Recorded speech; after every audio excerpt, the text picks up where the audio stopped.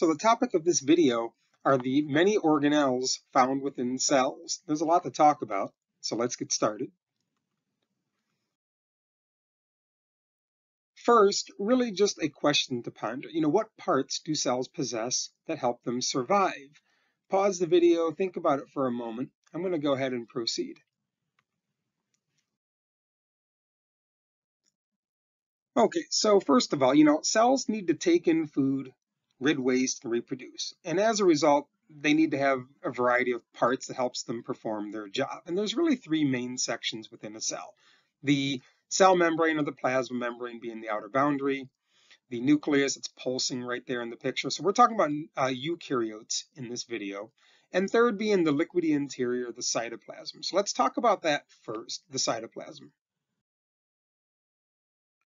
So let's start with the cytoplasm, the jelly-like material inside of the cell. And it's in the cytoplasm that most organelles are suspended within: the nucleus, ribosomes, vacuoles, mitochondria, chloroplasts, endoplasmic reticulum, the Golgi body, lysosomes. This is a list here of some of the organelles that are suspended within the cytoplasm. So underneath the microscope, you can actually see what is known as cytoplasmic streaming. And in this case, those green circles moving around in the cell, those are chloroplasts, and they're floating in the cell. They're floating in the cell's cytoplasm. And underneath the microscope, you can sometimes see this. But what does the cytoplasm really do? Number one, because it's made mostly from water, it helps to dissolve solutes. You might know that water is a solvent, and so things will dissolve and break apart when in water. And so solutes like proteins and carbohydrates, they can dissolve with the help of chemical reactions in the cytoplasm. And another function is to help move materials around. So the cytoplasm actually plays a vital role within the life of a cell. Well, let's move on next to the plasma membrane, also known as the cell membrane. And first of all, let's talk about its composition, what it's made from. First of all, you can see a phospholipid bilayer, two layers of lipids, one on top of the other right now. And embedded within the plasma membrane, here's a protein channel. There are carbohydrates on the outside of the membrane, and embedded within are cholesterol molecules to add flexibility. And so the job of the plasma membrane is really to allow certain materials to pass and restrict the passage of others. Notice carbon dioxide and oxygen are easily passing through the phospholipid bilayer. But the plasma membrane is semi-permeable because only certain molecules can do this. Here's glucose, C6H12O6. It's just physically too big to slip through the phospholipid bilayer, but our cells need glucose inside. So glucose can actually enter through the protein channel that you just saw in the animation. So there's a variety of ways in which the cell membrane can bring in materials and restrict others. Well, here is the nucleus flashing in the black box. Let's zoom on in. And when we zoom into the nucleus for a closer look, let's talk about the job. What you're often told in middle school is that it's the headquarters of the cell. It controls the cell's activity. But how does it do that? Well, it's because of what's inside the nucleus. There are strands of DNA called chromatin. Long strands of DNA, loose linear versions of DNA, and you might know that DNA contains the active instructions to make a protein. So chromatin is the active form of DNA where it's actively being used to make proteins. And this is why we say the nucleus controls the cell's activity, because the DNA is used to make proteins, and the proteins function in a variety of ways to keep our cells going. You can also notice that there's a big spot inside of the nucleus labeled the nucleolus. We're going to see what its job is to make something called ribosomes, and that's going to be important in a little bit. And in this picture here, an electron microscope picture, you can see that's the nucleus right there. And you can see the dark spot, that's the nucleolus. And the nucleolus, again, creates ribosomes and sends out the ribosomes. And you'll see what the ribosomes do in just a moment. Well, let's go ahead and move on to the endoplasmic reticulum. And in the flashing box, you can see there's two of them. There's a rough and a smooth ER. Let's zoom in. And let's go ahead and talk about the rough ER first. Notice in the picture here that it's covered in dots, circles, labeled ribosomes. And the ribosomes were created in the nucleus by the nucleolus. And in this picture here, you can see there's the nucleus, there's the nucleolus, and there's the rough ER. Now look at the nucleolus. It's making some black circles. Those are the ribosomes, and the ribosomes are being sent into the rough ER. And the rough ER is really like a network of tubes and tunnels, and the function of the rough ER is to help transport these ribosomes. Now you're kind of seeing what the job of a ribosome is they make proteins. So the rough ER's job is to transport the protein-making ribosomes around the cell. And so a common analogy is that the rough ER is kind of like a subway. You know, the people inside the subway would be like the rough ER. They're being transported around a city, and in this case, the ribosomes are being transported around a cell. And so if we look at the other endoplasmic reticulum, the smooth, first of all, it's called smooth because if you notice in the picture, there's no dots on it. There's no ribosomes. So the rough ER is covered in ribosomes, and underneath the microscope kind of has a rough textured appearance. But the smooth ER is not covered in ribosomes, and so would, reason to believe it would be a smooth texture. And so the job of the smooth ER is to help create fats and break down many of the toxins that may enter into a cell. So really important in the overall life of the cell. Okay, so let's talk about those ribosomes. We said they're created by the nucleolus, and there they are in the nucleolus being created. And they will travel and be transported through the rough ER, and that's what we see happening in the blue area. But what do they actually do? Their job is to make proteins. Let's explore that in a little more detail. So here's a ribosome. You might know that a protein is made from a collection of amino acids.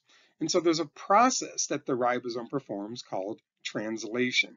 And in this process, amino acids are gathered one at a time and they're linked together. And so that's the job of the ribosome, is to gather these building blocks called amino acids, link them together. And when you link them all together, you make what's called a polypeptide. Now, you might remember from another topic that polypeptides will twist and fold and wrap into a final thing called a protein. But that's the job of a ribosome, is to build proteins, and that protein has a function somewhere within the organism. Okay, let's zoom into the Golgi body next. And when we do, there's the nucleus, there's the nucleolus, the rough ER, and in green, there's the Golgi body. Now what we're going to do is we're going to zoom into the rough ER. And you can see there's the rough ER, and all the gray circles, those are ribosomes. And like we just said, ribosomes will make a protein. And there's a protein, protein, but this protein's not quite finished. It's an immature protein. And so what happens is a piece of the rough ER will actually enclose and pinch off and enclose the protein, forming what's called a vesicle, a protective organelle. And this organelle will carry the immature protein towards the Golgi body. So here's the Golgi body, and here comes that vesicle carrying the immature protein. The protein will now be modified and altered and finalized and become a mature protein as it works its way through the Golgi body. And then a membrane from the Golgi body will enclose around the protein, forming another vesicle. And this protective vesicle will protect this finished protein as it exits towards the cell membrane. And here's the cell membrane. Here comes the vesicle. It fuses, and the protein is released to the outside of the cell and can be used as needed by the organism. So if you notice a little assembly line process, the nucleolus makes ribosomes, the ribosomes move along the rough ER, the Golgi body packages the proteins, and then a vesicle will release the protein from the cell. Okay, so let's do a little bit of review. Pause the video and try to answer these 7 questions. I'm going to go over the answers right now. Number 1, which organelle builds proteins? I hope you said ribosomes. Number 2, which organelle stores DNA? Well, that's the nucleus. Number 3, which produces ribosomes? That's the nucleolus. Number 4, which creates fats and breaks down toxins? That's the smooth ER. Number 5, which packages and releases proteins from a cell? That's the Golgi body. Number 6, which allows material to enter or exit a cell? That's the cell membrane or the plasma membrane. And number 7, which links chains of amino acids together? That's also a ribosome. Number 1 and number 7, it's the same question, just worded differently. So here's another review challenge. Place these 4 steps in order from start to finish. Pause the video because I'm going to go over the answers in 3, 2, 1. Okay, so I hope you thought that step C was first, the nucleolus makes ribosomes, and then D, the ribosomes exit the nucleus, and then B, the ribosomes travel along the rough ER and create proteins, and then A, the Golgi body packages and exports the finished proteins in a vesicle. So we come to the mitochondria. Let's zoom in. And here's a picture of the mitochondria, and here's an actual microscopic picture right here. You know, in middle school, they tell you that your middle school teacher probably tells you the mitochondria, it's the powerhouse of the cell because it makes energy. Well, what do we mean by that? Well, the job of the mitochondria, yes, is to make energy. But what it does is it performs a process called cellular respiration to create a molecule, an energy-rich molecule called ATP, adenosine triphosphate. Let's talk about this. So here is the chemical equation of cellular respiration. Now, if you've never seen a chemical equation before, there's some molecules on the left of an arrow. We call these the reactants. So in cellular respiration, glucose, C6H12O6, and oxygen are the reactants. They go into the mitochondria. And then in blue here on the right side of the arrow of a chemical equation, these are what are called the products. In other words, what's created, what's produced. And out of the mitochondria comes carbon dioxide and water and molecules of ATP. Now, ATP, the reason they're flashing right here, because this is why your middle school teachers tell you that the mitochondria is the powerhouse. The mitochondria creates this molecule called ATP, adenosine triphosphate. Another day, we'll talk about how it's so full of energy.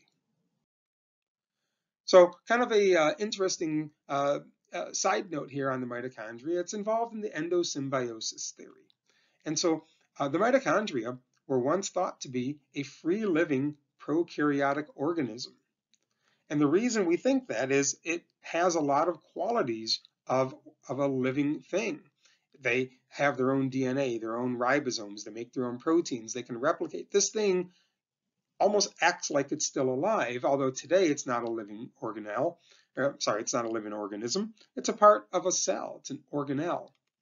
And so the way we think it happened is a larger cell swallowed up the mitochondrial ancestor, and the mitochondrial ancestor survived and kept multiplying and reproducing. It's just trapped inside of the larger cell that swallowed it. And over time, the larger cell multiplies and divides into 2. And you repeat this process.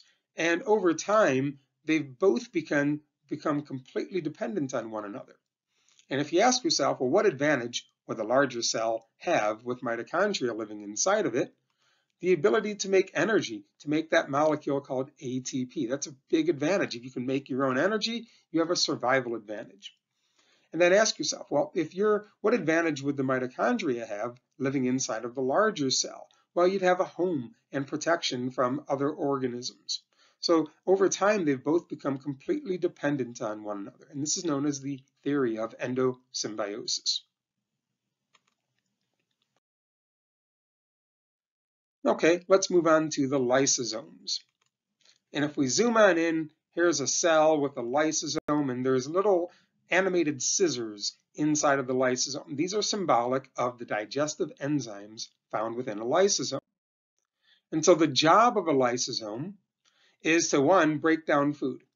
So here's a protein. So let's say that this protein is swallowed up by the cell and it goes into a lysosome. where that protein will be broken down into the individual units or the amino acids. And then those amino acids can be used by the cell in a variety of ways. Well, let's pretend that the cell is a white blood cell. Another job of the lysosome is to kill pathogens. Pathogen is just the word for a foreign disease-causing microorganism, like a virus or a bacteria. And so in this case, a virus has landed on a white blood cell. A little pocket begins to form, and the cell actually wraps around and completely swallows the virus. This is the process known as phagocytosis, where a cell will swallow a large object through the cell membrane. That virus is then placed inside of a lysosome, where the digestive enzymes will destroy it. So lysosomes are very important in our immune system's ability to rid ourselves of infection. And a third process that the lysosome performs is a process known as autolysis or autolysis. The lysosomes will actually destroy a dying cell. Let's pretend this cell right here is an aging, dying cell. The lysosomes will release their animated scissors here, their digestive enzymes, and this dying cell will be destroyed. And then a healthy neighbor can multiply, make a copy of itself, and kind of fill that space to help the overall organism continue to survive. So very important organelle, the lysosome.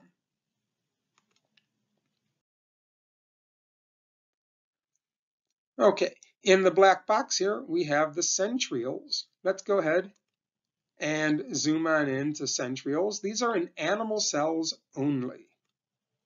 And so if we zoom on into centrioles, we can see that they are cylinder-shaped. It's a cylinder-shaped organelle made from proteins known as microtubules. And the job of the centrioles is to help separate DNA to opposite ends of the cell when they divide, when cells do a process known as mitosis. So let's watch what centrioles do. Here's a cell that's about to divide. Watch the DNA in the middle. Cells will copy their DNA, and then the centrioles will duplicate themselves. The centrioles then move to opposite ends of the cell, and little protein fibers called spindle fibers grow out from the centrioles and attach themselves to the DNA of the cell. And then the spindle fibers begin to pull the DNA to opposite ends of the cell. And eventually, once the DNA is pulled to opposite ends, then the cell begins to pinch inward, and ultimately, there are two cells. So the centrioles play a really important role in separating the DNA of a dividing cell during mitosis. Okay, so let's now talk about the cytoskeleton. And in this picture, you can see in a variety of locations, there are these little fibers, these little threads that are all throughout the cell. And these are the cytoskeleton, a network of protein fibers that crisscross the cell. And the job of the cytoskeleton is, number one, to help give the cell some shape. It adds internal support, much like the framing of a house adds support internally inside the walls of a house. And in this picture here, there are three cells, and this is a great picture. The three cells in the blue area shows the cell's nucleus, the green area shows all the mitochondria, and the red area shows the cytoskeleton. And you can see how the red fibers crisscross throughout the inside of the cell to help give these cells shape and internal support. Okay, so another function of the cytoskeleton, well, first of all, here's the cell membrane that we talked about earlier. And notice the cytoskeleton also provides tracks for molecules to move along. So molecules will move along the tracks of the cytoskeleton as they enter or as they exit a cell and move around within the cell. Kind of a fun thing to Google and look around are these fun little proteins called motor proteins, because they're proteins, but they actually look like they walk along the cytoskeleton, and they usually carry food molecules, organelles, or any other molecules that the cell might need. But what these motor proteins are walking along are the tracks of the cytoskeleton. So a very important function is help molecule movement. All right, let's do two organelles on one slide here, the cilia and the flagella. They both have a similar function. If cells are capable of movement, it's because of the actions of either cilia or flagella. So let's talk about cilia first. Let's zoom on in, and you can see these little hairs. Let's zoom in even closer. And you can see that these cilia are little tiny, short, hair-like extensions. They're incredibly numerous, way too many to count. There's no way to ever be able to count them. There's just so many of them on one cell. And they wiggle back and forth and helps the cell propel itself through its liquidy environment that it might be living in. So here's a picture of a microscopic organism. This one, the cilia, will actually beat in a rhythmic circular manner to draw food inside of it. And so even though the cell doesn't swim around, this cell is anchored into place, it uses its cilia to kind of create a current to bring in molecules for it to eat. So let's look at the flagella next. Well, first of all, in this picture, here's an egg cell and here's a sperm cell. Notice the sperm cell has a long tail. That's called the flagellum, which is singular, flagella being plural. So the flagella or flagellum is a long whip-like extension. It whips back and forth and helps the cell swim. Now, notice in this picture right here of E. coli bacteria, the E. coli actually have more than one flagellum. Some cells may only have one flagellum, others may have more than one. Point is, there's not that many of them compared to the cilia, which are more numerous. Okay, let's talk next about the cell wall, outermost layer of plants, fungus, and bacteria cells. Now, the cell wall of plants and fungus and bacteria are not the same. The cell wall of plants is different from the cell wall of fungus. The cell wall of fungus is different from the cell wall of bacteria. But these types of organisms do have what's called a cell wall. Let's talk about plants. So here's a plant cell, and in yellow is the cell membrane or the plasma membrane, and in green is the cell wall. And the job of the cell wall adds support for growth.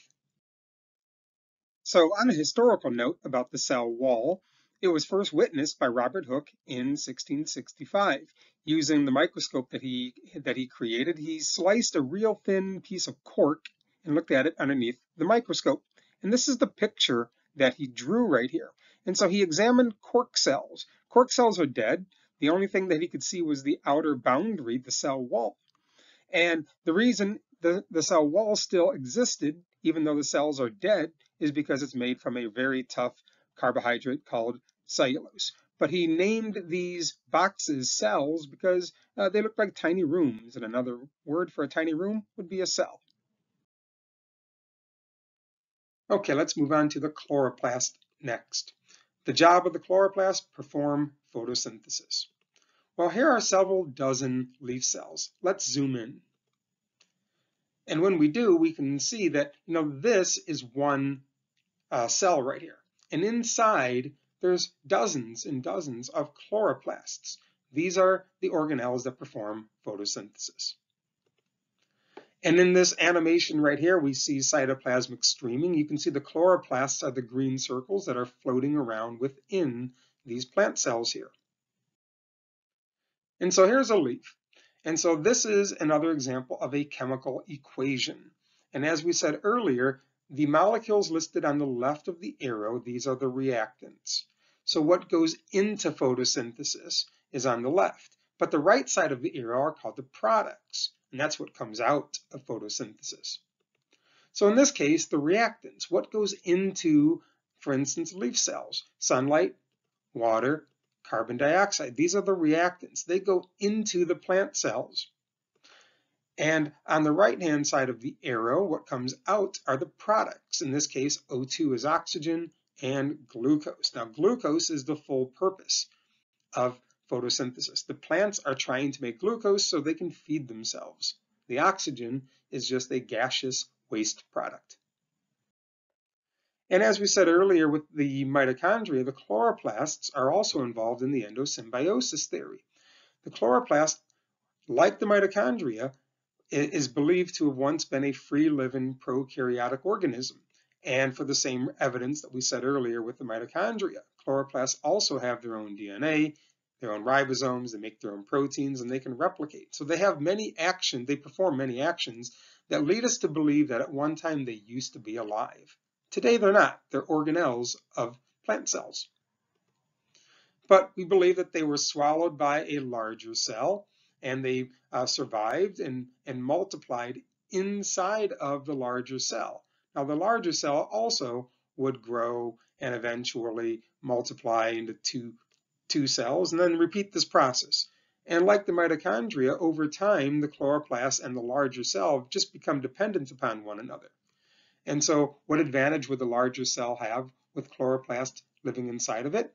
Well, if you have a part inside of you that produces food for you, you have an advantage. And that's what the chloroplast does, is it produces food that the larger cell can take advantage of. Well, what advantage would the chloroplast have living inside of the larger cell? Again, a home and protection from others.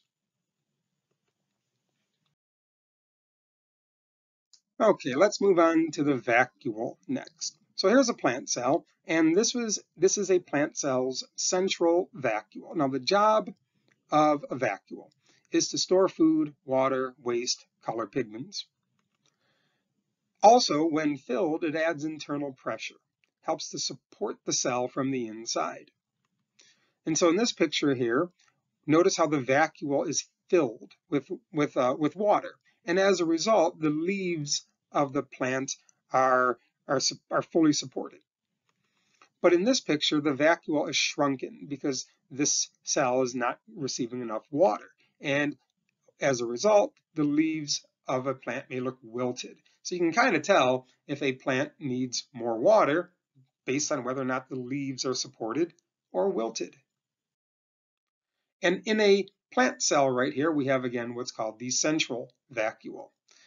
A large central vacuole stores food, water, waste, color pigments. You've seen this picture a couple times throughout this video here.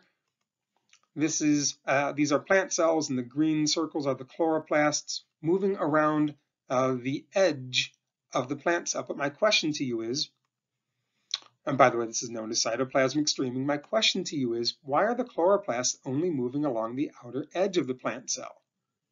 Well, the reason is because there's a big central vacuole that takes up most of the internal space of the cell. Now, you can't see it because it's filled with water, but it's there. And so for that reason, the other organelles are often pushed to the outer edge, outer boundary of the plant cell. Animal cells also have vacuoles. They store food and water and waste and such. The difference being that they're just smaller and more randomly scattered throughout the cytoplasm, like you see in this picture right here.